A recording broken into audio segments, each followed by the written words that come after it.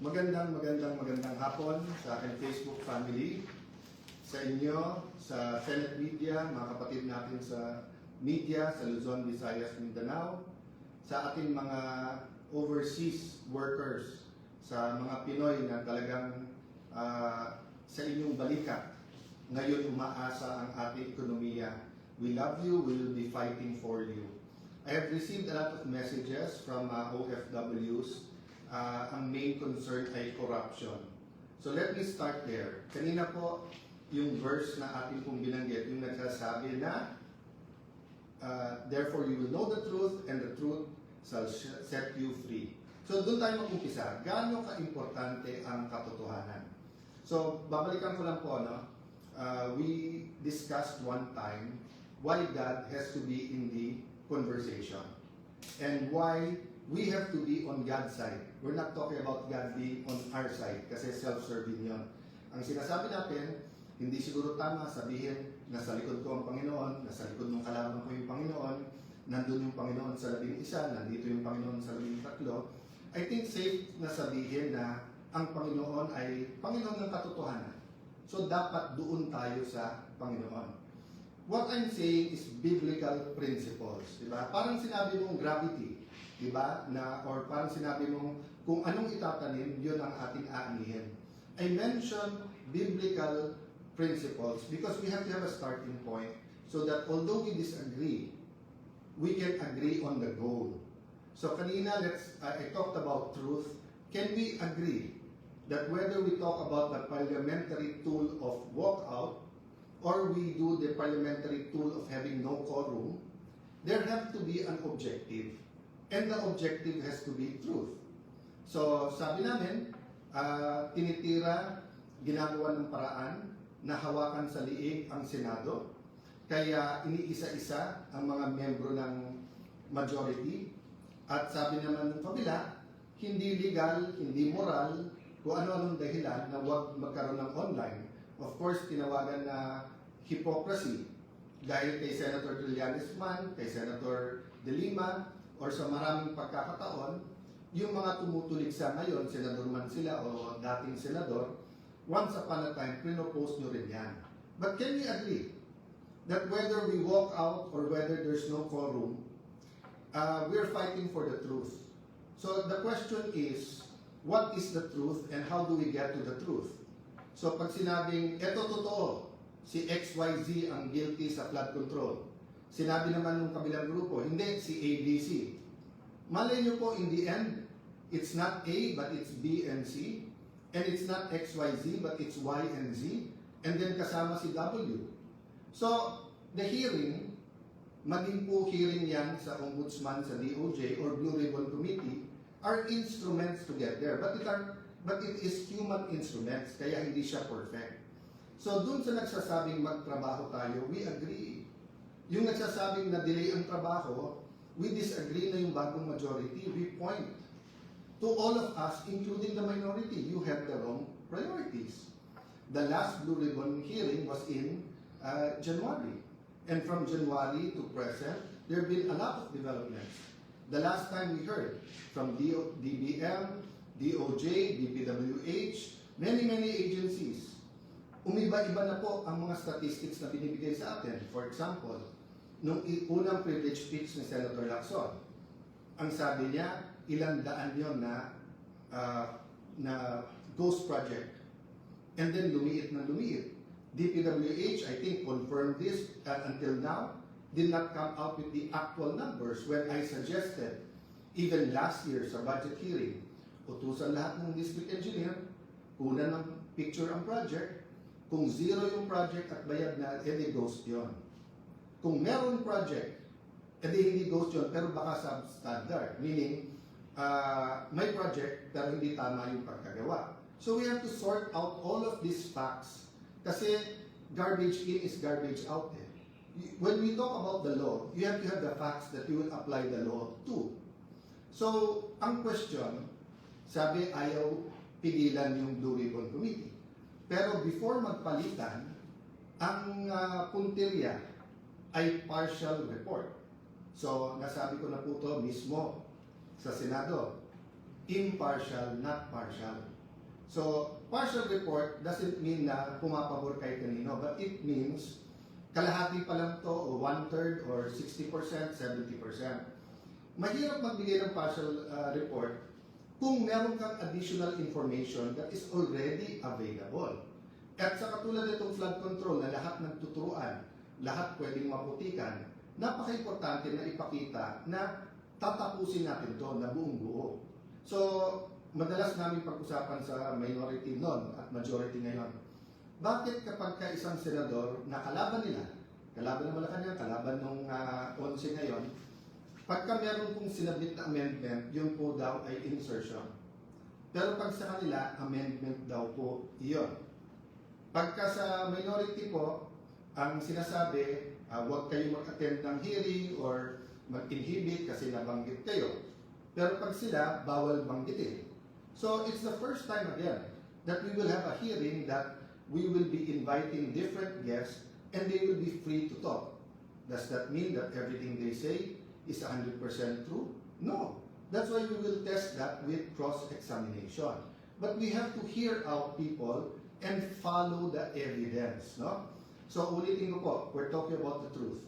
For so long, ang pinag-uusapan yung impeachment ng Vice President of the Philippines, Sara Duterte.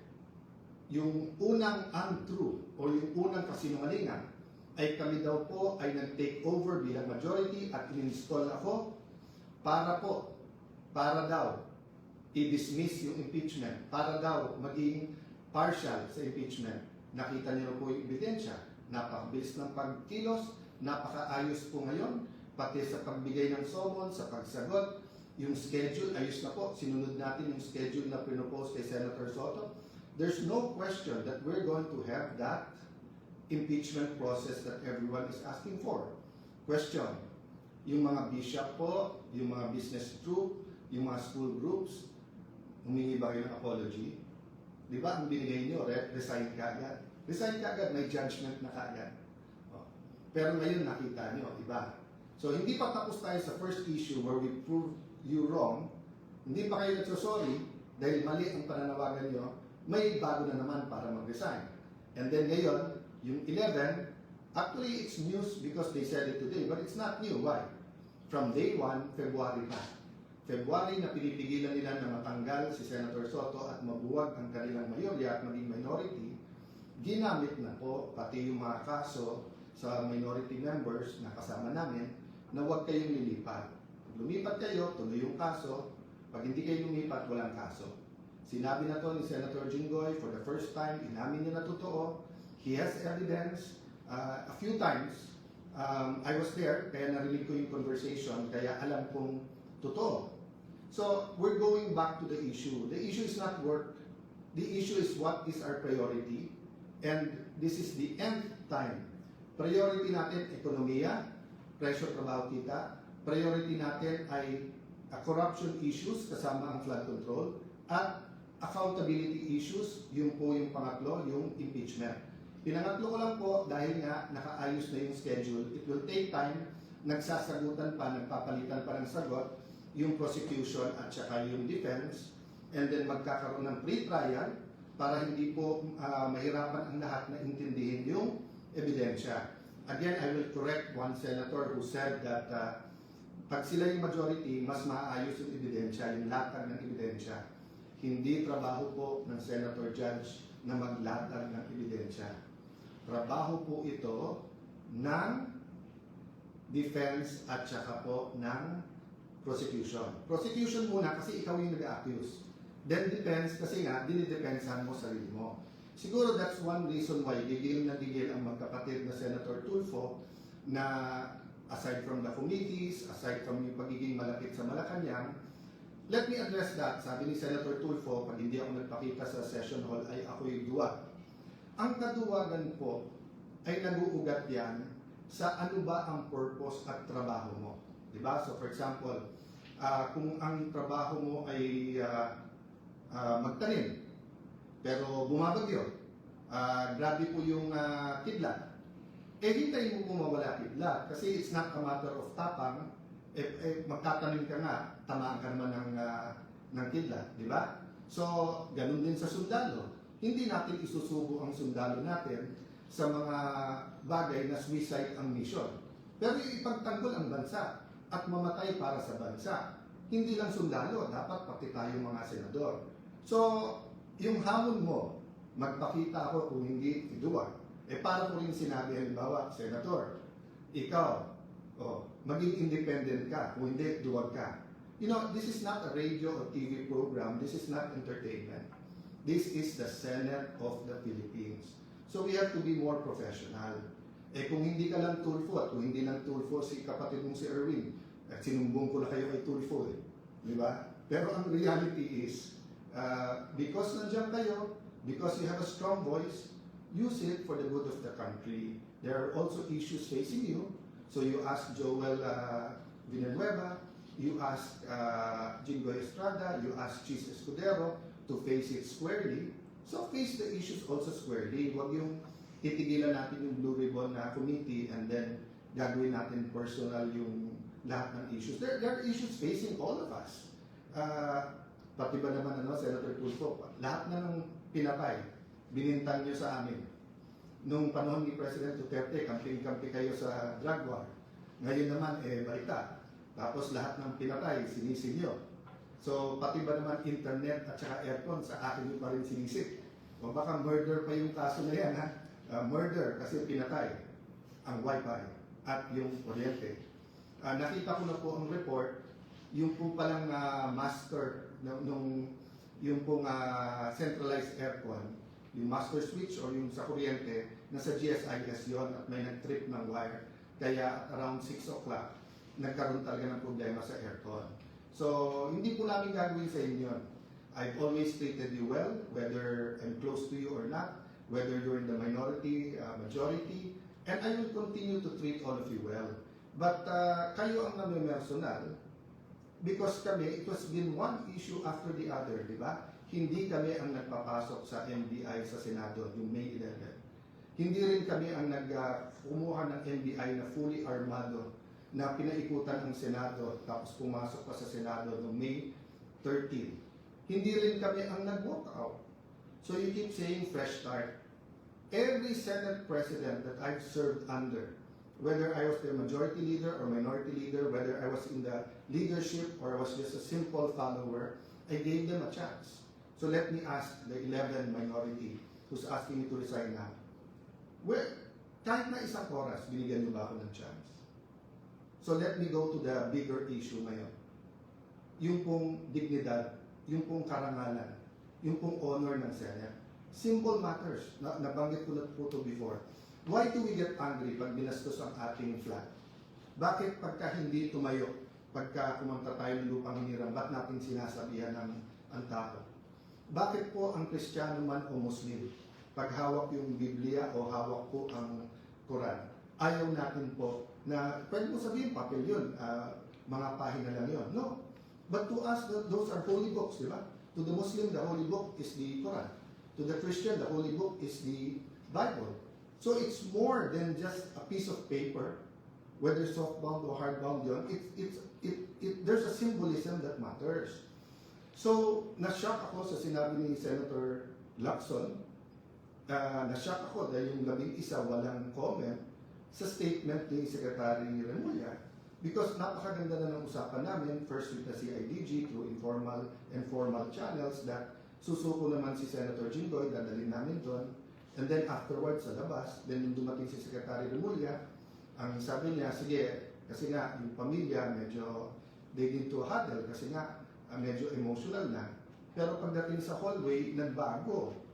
Diba? At sinabi ko nga, dun sa hindi nakakaalam dahil dun sa mga bata pa, masalimuot pero malalim ang history ng Senate ng Philippines. All parliaments, for that matter, parliaments in the past have been attacked by kings and queens, by president, prime ministers, by dictator, by tyrants, but even by the most democratic leaders. That's why may mga privileges. So in the case of former Senate President Juan Ponce Enrile, dalawa lang ang posisyon noon, panahon ni President Cory. And everyone knows, at pasensya na po sa pamilya ni Senate President Salonga at President Cory, in our conversation, minsan nasabi ko, panahon ni Cory, panahon ni Salonga, I meant to say yung buong pangalan, but it was, a fast and a biglang turn eh. Kasi ibang-iba yung pag-usapan namin ni Secretary Remulla, who's a friend. That's why we try to keep it civil. But nung sinabi niyang doon mismo sa hallway, i-arresto, it's not about Alan. It's not about Jinggoy. It's not about what they can do. Na-shock din ako nung sinabi niya, you lost that right when may nag-escape. Okay, first of all, it's not Alan's right or the Senate President's right. It is the right of the Senate of the Philippines. The Senate of the Philippines is different from the 24 senators and the SP. I never claimed to be the Senate. Diba? The Senate is the Senate. And it's a co-equal branch. So ang hinihingi ko naman lang sa lahat ng law enforcers, huwag niyong bastusin ang Senate. Bastusin niyo si Alan Cayetano, okay lang, tao lang naman ako eh. Diba? Ganun din, diba? When we criticize the President, huwag naman yung office of the President ang babuyin natin. May free speech tayo, but let's hold certain things sacred. Yung ang religion eh, na hindi tayo pare-pareho ng paniniwala, nagbabatian tayo, di ba? Pag nakita ko si Brother Robin, sinasabi ko sa kanya, Assalamualaikum, which is a greeting sa ating mga kapatid na Muslim. Pag may mga special occasion like sa Eid, babatiin mo ng Eid Mubarak. At minsan, this last time, siya pa bumati kasi nga kung ano ng issues na nangyayari that day, nakalimutan ko. So we honor each other and symbols matter to us. That's why nga, I was insisting, Sir, labas lang tayo ng pinto ng Senado. At siya naman po ay susurrender. Just to skip back and forth, no? Remember, Senator Bato did not escape. Mismong si Secretary Remulla said, that day, wala naman silang hawak na warrant at hindi naman sila nandun para arrestin siya. So he's free to go. But, I didn't feel like arguing that time because that wasn't my point. Senator Jinggoy was not asking for protective custody or sanctuary. So baka nandun nangyari yung miscommunication. But pagdating sa elevator, nakapag-usap kami ni Secretary John Vic, so more or less nagkaroon ng paglilinaw. Sa kanyang press con, sinabi niya yung mga opinion niya. But I disagree with that, but I won't disagree with it. I disagree with it, but I won't argue. But dun lang ako nagtaka. Senator Lacson may sinabi pang mabigat, yung iba, wala man lang magsalita. Si Senator Win, gusto maging Senate President. That would have been his chance. Umakyat, minority, majority, at sabihin, Sen, hindi issue si Jinggoy. How you respect the Senate premises and how you will process his arrest is more important to all of us. That's why I was emphasizing, marami akong pwedeng gamitin ng example. Bakit ko ginamit yung sa the great statesman and the great Senate President Salonga? Because Senate President Salonga was put in jail. He was injured in Plaza Miranda. Former Senate President Enrique, he wasn't Senate President yet then, was Minister of National Defense. He issued some of the arrest orders. And despite na halos kahit anong gawin ni President Cory noon at kahit anong sabihin kasi talagang sa tao sobra yung pagmamahal, ano sinabi ni Senate President Salonga? Not here. Tapusin niyo yung sesyon. Pasalitain niyo muna. Sabi nila, hindi kasi pagka below 6 years, pwedeng huluan. Yung kung kinasok kay Senator Enrile na rebellion complex with murder was non-bailable. Diba? So yun po ang pakiusap ko. Huwag natin idamay yung mga institusyon, diba? DOJ, Ombudsman. We'll have issues with who holds the office. But we have to be mature enough, rational enough, professional enough to protect the image, to protect the dignity of these institutions. So sabi ni Senator Lacson, ng minority, hindi daw nila pinipigilan po yung hearing sa Thursday. But if you look at their statements, isa na lang makuha nila o mabawas sa amin, they can get the committees na. Now, whether sila nagsabi niya o yung unofficial spokesperson. I received a letter today from Senator Lacson, belated happy birthday. Sabi niya, I greet him every year kasi ka-birthday niya ang mom ko at ka-birthday niya then si dating governor at ngayon vice governor Singson ng Ilocos Sur. So magkaka-birthday yung tatlo kaya natatandaan ko pareho. So kahit na magkaiba kami ng opinion, binabati ko yung parate. So sabi po ni Senator Lacson, this refers to the notice of the 9th hearing of the committee, of the Blue Ribbon Committee. But the last paragraph, second to last, I raise this matter as it is determined determinative of how the committee can legally constitute a quorum, entertain motions, or validly ask questions during the scheduled hearing, among other concerns. So tinatanong niya kasi kung constituted na dahil wala pang mga membro yung minority. Paulit-ulit po kami sa section 19 ng rules.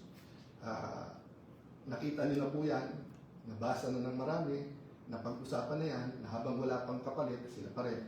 Pangalawa po, ang majority, madalas magbasa maglagay at basahin po ang chairman, vice chairman, members. Until our last session, ni isa na committee, hindi naglagay yung minority. Hindi ko alam kung talagang ginagawa lang sadya or talagang naniniwala sila kasi sabi nila isang araw lang daw ako, isang linggo lang.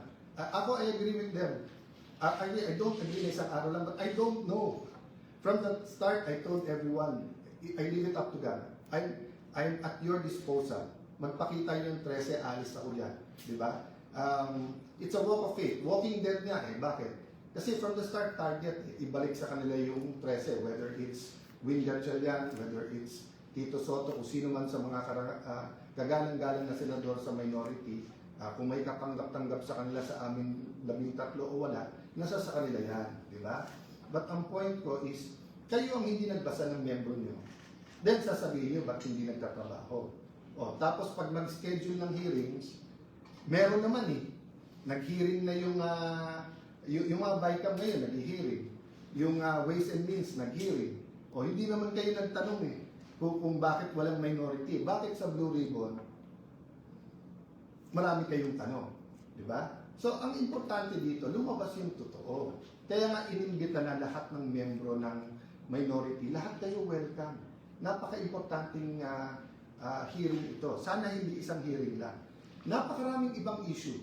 We have to tackle it one by one. Yung po sinabi nila tungkol sa hospital bill, no?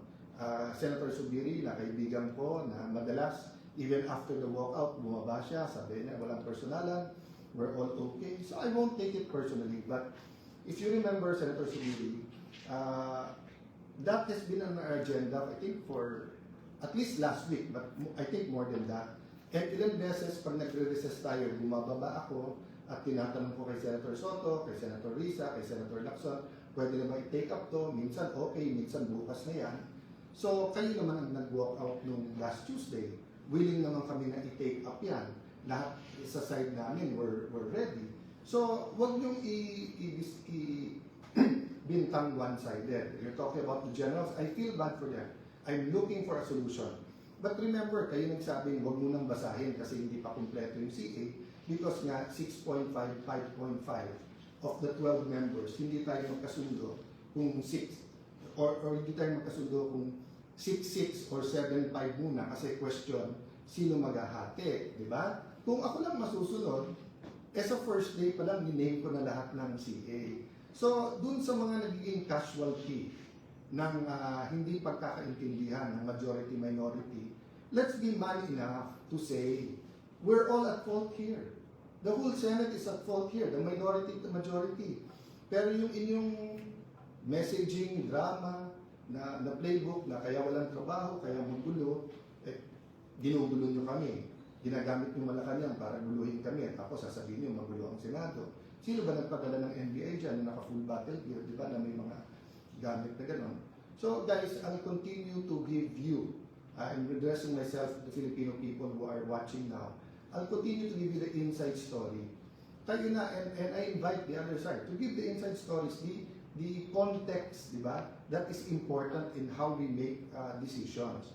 So, tanungin ko po kayo, gusto nyo po mag-session tayo, pero gagamitin po nila yung numbers dahil po dun sa hindi makapasok si Senator Bato at dahil kinulong nila si Senator Jinggoy, tapos tinatakot yung iba namin mga kasama na susunod na kayo, tapos hihintayin kung may event or hindi pwedeng isa namin kasama or nag-CR lang, tapos papalitan nila yung mga miyembro ng committee. So, hindi matutuloy yung Blue Ribbon Committee sa Thursday.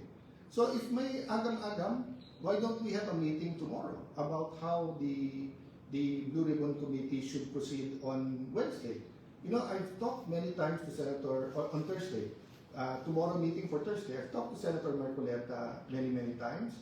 he's a very reasonable person. He's intelligent, he studies, he deep kasi ang paniniwala at paninindigan niya eh. Sometimes ganun din si Senator Lacson, no? Kaya ako sinasabing sometimes kasi sometimes one-sided eh. Hindi makikinig sa reason, pagpipilitan kahit mali, tama pa rin, di ba? So it's up to you whether your messaging is simply pumasok kayo, duwag kayo, and resign, or whether you want to talk about the economy, inflation, yung presyo ng bigas, paano yung mga OFW na mawawalan ng trabaho.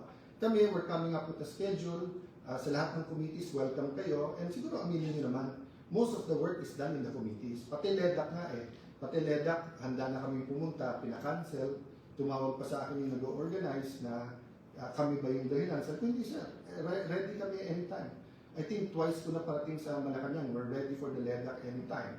Ang problema, naglalabi nga yung labing isa, yung minority, na huwag kumilos ang Malacanang na any kind of recognition. Ang masama, wrong information pa binibigay. So kung may nakikinig sa Malacanang, we're not your enemies.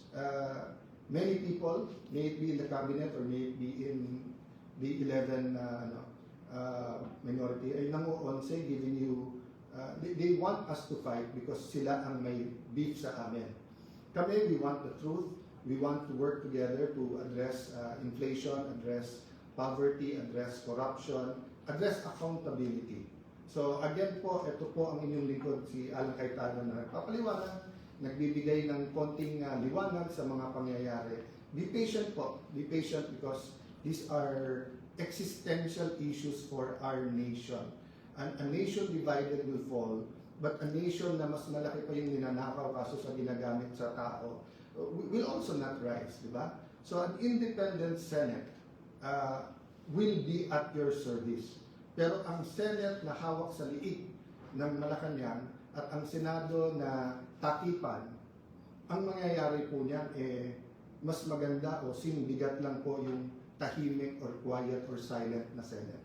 God bless you guys at salamat sa aking mga Senate media sa tanong niyo na mag-react dun sa ilang issues sa press con kanina ng 11 minority members. God bless you.